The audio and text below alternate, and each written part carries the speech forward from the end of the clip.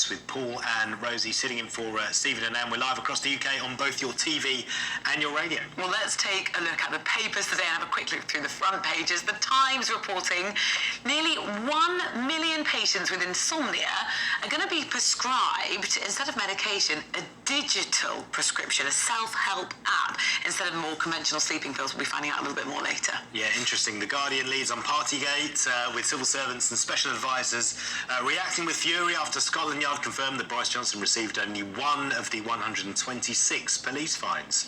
The Eye, meanwhile, claims that senior Tories are now asking the Prime Minister what he's going to do to fix the country's problems. The Daily Mail writes that Scotland Yard's £460,000 Partygate probe was an outrageous waste of resources during a cost of living crisis.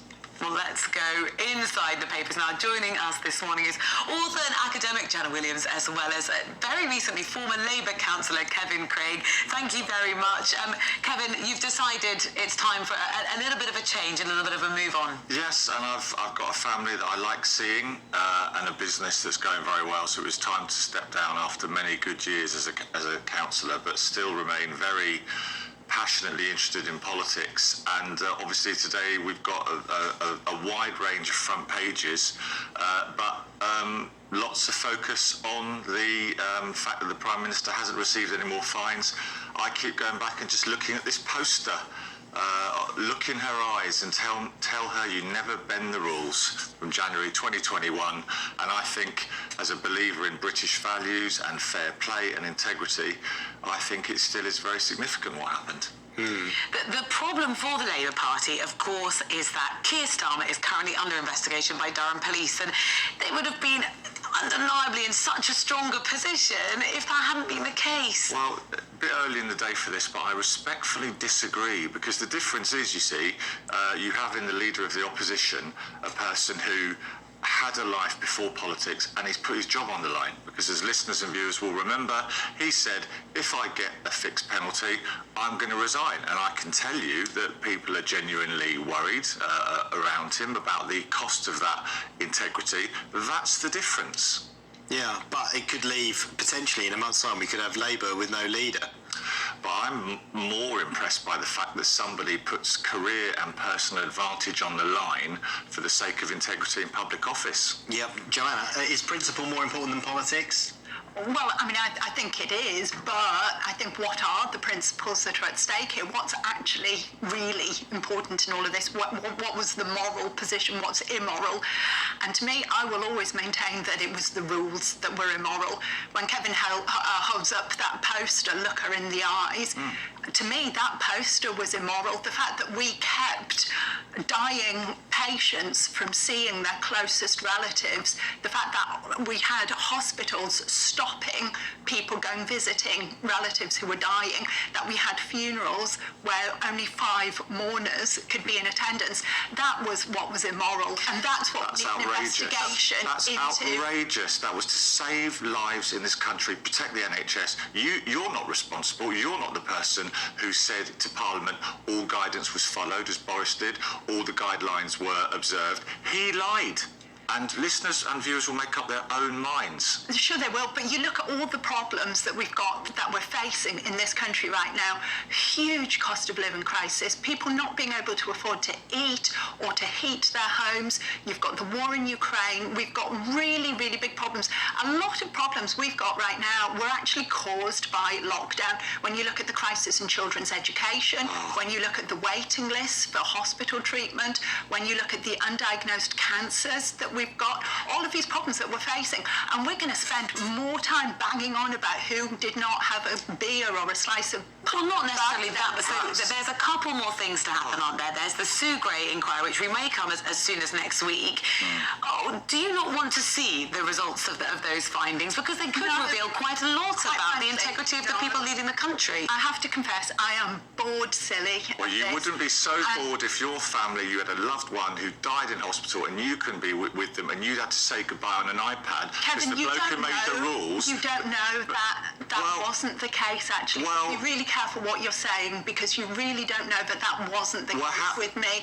And I'm saying okay, then. If that did happen to you, which I would be very, very sorry about, why is it okay that if that had happened to you or people you care about, if that has happened, I strongly say how sorry I am to learn that. But if that did happen, how is that morally right that somebody who would prevent that contact and that emotional care and love is then having a laugh at that situation at the height of power? In this country, honesty, integrity, it matters. That's what being British is about. Because my anger is directed at the people who made those rules that we all lived under for 2 years, that kept me from seeing dying relatives and other people. So you think Boris Johnson should resign for making the rules, not for breaking the rules? I would be very, very happy. Absolutely, right. I would be very, very happy to see that. But there again, you'd also demand Keir Starmer's resignation, because he stood up in Parliament day after day demanding more rules, tighter rules, stricter rules. We had most of the media attending press conferences insisting that lockdown should be quicker, harder, longer.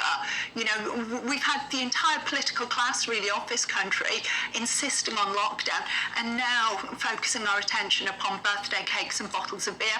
I really disagree with this demand from the Sue Gray's insisting that people should be named. I think it sets a very, very dangerous precedent. I have to confess, there were times during lockdown when I broke the rules for the sake of my mental health. Maybe went and sat on a bench at a time when you weren't supposed to sit on a bench because I felt a really urgent need to get out of the house. Times when I looked at my daughter and I let her meet a friend in the garden because I thought, as a teenager, she's really suffering here. She's got no one to talk to of her own age. I wouldn't want my name to be dragged through the press, and I think we have to draw a line under this now.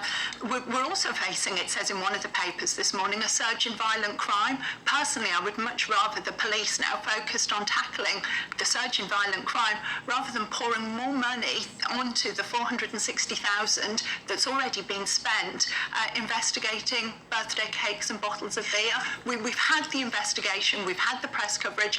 Everybody knows now that politicians cynically made rules but didn't follow them themselves. It's time for the country to move on and focus on what's really important. Clearly this is an issue causing across the nation debate. Get involved yourselves, so you can email us gbviews@gbnews.uk. I'm afraid for everyone who's saying we want this story to go away, it just won't, because we'll get the Sue Gray report next week, and we do have to cover it in some capacity. But you've mentioned the police, so let's talk about that, Kevin. It's on the Daily Telegraph. Police detectives investigating very serious crimes and doing that from home. Explain the story. Well, the story is basically about consternation the Telegraph has expressed this morning. I think it focuses on Hampshire, if I recall, about there are officers who are continuing to do their jobs predominantly from home.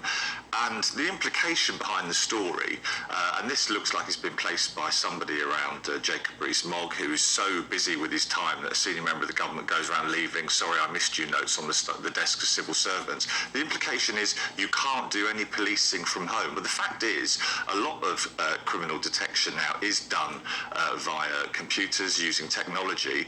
And there's also a point made in the article by a representative of police officers that you can be more effective. So a couple of days a week you lose commuting time, and you might actually make better phone calls. You might spend your time more effectively. So I don't share the outrage behind this front page story in the Telegraph. The optics maybe aren't great, though. If you were the victim of one of these crimes, it doesn't feel necessarily like the police are giving you as much time as an attention if they're sort of at home at their laptop with a cup of tea, maybe doing a bit of childcare at the same time. Well, I think you make a very fair point there, but I think we should look at the real people who are responsible. There is a well-articulated reduction in police officers in frontline policing, and that's where the frustration is, not the fact that there might be some officers who are doing some good work from home.